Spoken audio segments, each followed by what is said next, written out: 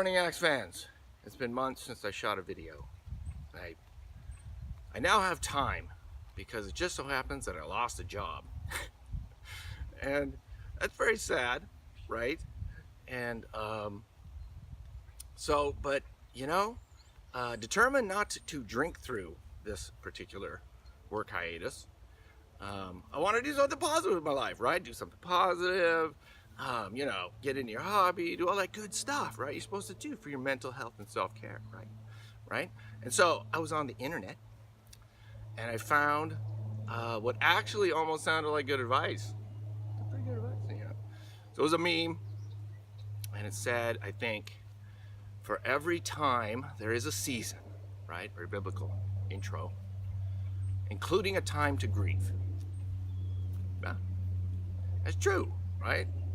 And so, you know, maybe it's okay to grieve a little bit, and it's okay to tell people about that, maybe, okay?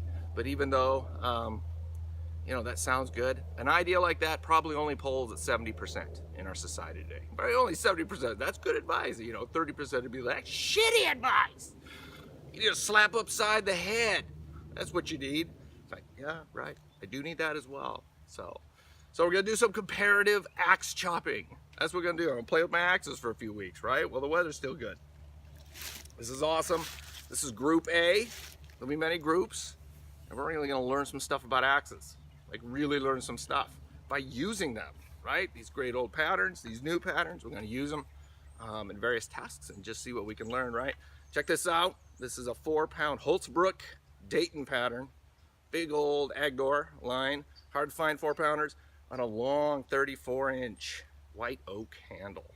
White oak. So pretty exotic, right? Old vintage head, snazzy handle.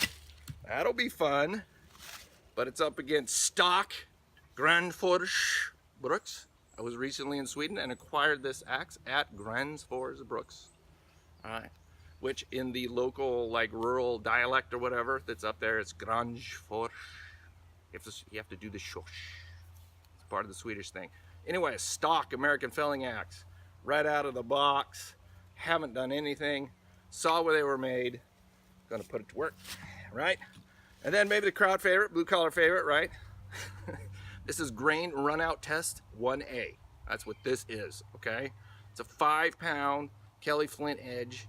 Dayton, just a huge old gross head, hard to do anything to it, just sharpen it. I couldn't stand using it without a sharp edge on what is pretty much the worst possible grain run out and grain orientation you could have on a handle, right? That's one of the things, like, oh, grain run out, grain orientation. Okay, well, this violates every principle everywhere, and I've actually traced out the grain run out in the most stressed area on the axe. Like, this is an old 40-50-year-old budget hardware stone handle. This is not premium at any point in its life cycle, and the grain orientation is the opposite what it should be, and the grain run out goes just right through where all the stress is. So we're seeing we're going to break it. That's part of this test, but it's going to be in Group A. Thank you, Willie B, for the Smiths PPE, sponsored by 5B Axe Works, Louisville, Kentucky. Louisville, Kentucky. I gotta do sponsor my channel. Send me swag, and you sponsor it. Willie B. All right, Agdor.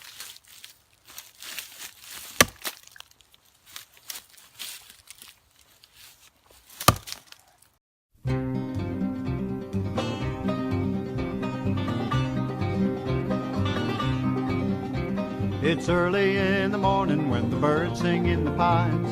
The sun peeks through the forest where the cold river climbs. The men are up at 5 o'clock and to the trees at 6. Hard day's work, a good night's sleep is all they ever mix. Way, hey, another brand new day on the wild and windy shores of old Superior. From North Bay to Fort William on the rocky northern shore, the mills are filled with cedar pulp and the boats are filled with ore. I worked in a logging camp, my daddy did before. We're calloused hands and weathered skin and iron to the core. Way, hey, another brand new day on the wild and windy shores of old Superior. Now the flies are thick and the men get sick, it's cold as it can be. Nothing's unexpected in the North Country. When the summer ends and the winter comes, it's 42 below. We'll settle down in plywood shacks and cover up with snow. Way, hey, another brand new day on the wild and windy shores of old Superior.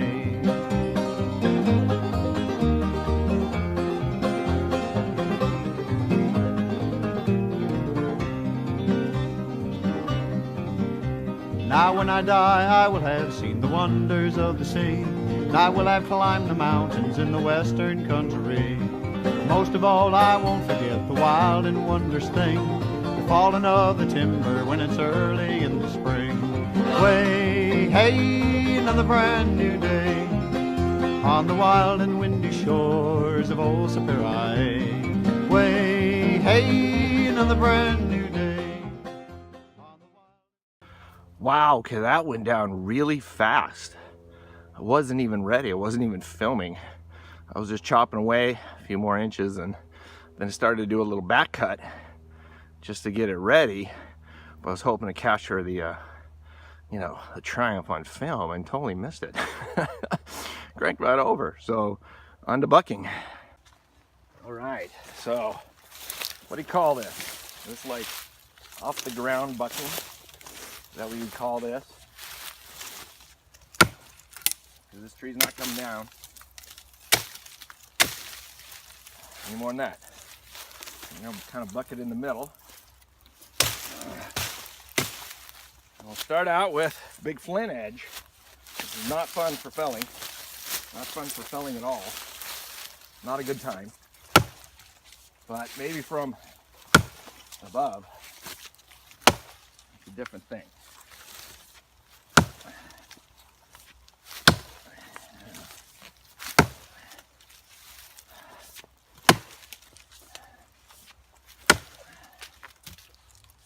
Doing a lot better.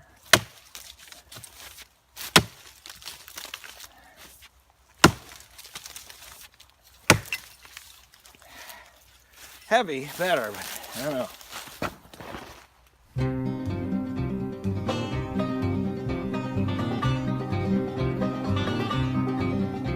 It's early in the morning when the birds sing in the pines. The sun peeks through the forest where the cold river climbs. The men are up at 5 o'clock and to the trees at 6. Hard day's work, a good night's sleep is all they ever mix. Way, hey, another brand new day on the wild and windy shores of old Superior. From North Bay to Fort William on the rocky northern shore, the mills are filled with cedar pulp and the boats are filled with ore. I worked in a logging camp, my daddy did before. We're calloused hands and weathered skin and iron to the core. Way, hey, another brand new day on the wild and windy shores of old Superior. Now the flies are thick and the men get sick, it's cold as it can be. Nothing's unexpected in the North Country. When the summer ends and the winter comes, it's 42 below. We'll settle down in plywood shacks and cover up with snow. Way, hey, another brand new day on the wild and windy shores of old Superior.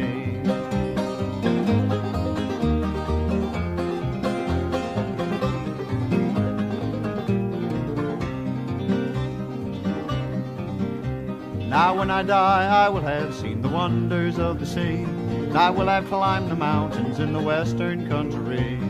Most of all, I won't forget the wild and wondrous thing, the falling of the timber when it's early in the spring. Way, hey, another brand new day on the wild and windy shores of old Superior. Way, hey, another brand new day on the wild and windy shores of old Superior.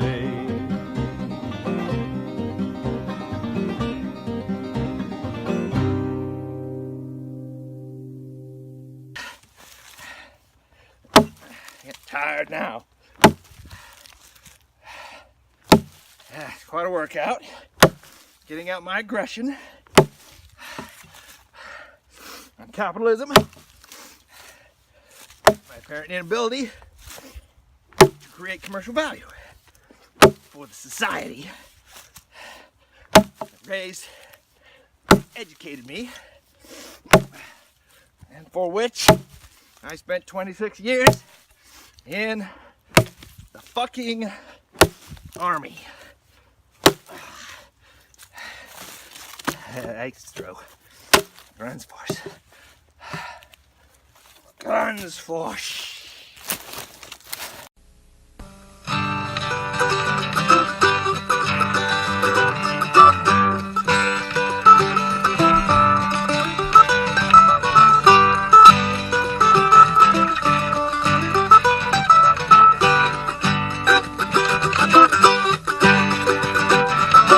He's up in the morning at the break of day, with his axe and the file and the lunch packed away. Then he's off to the woods where he'll earn his pay. It's all in the life of the woodsman. He swings his axe with truth and grace, there's strength in his arms and pound on his face. Carry it with him till the day he dies. There's a lesson to be learned from the woodsman. Okay, Group A trials are complete. That was very interesting. You'll just go through the axes, and if you give a damn, here's my opinion of how they chopped and who I'm advancing on to the next bracket. Yes.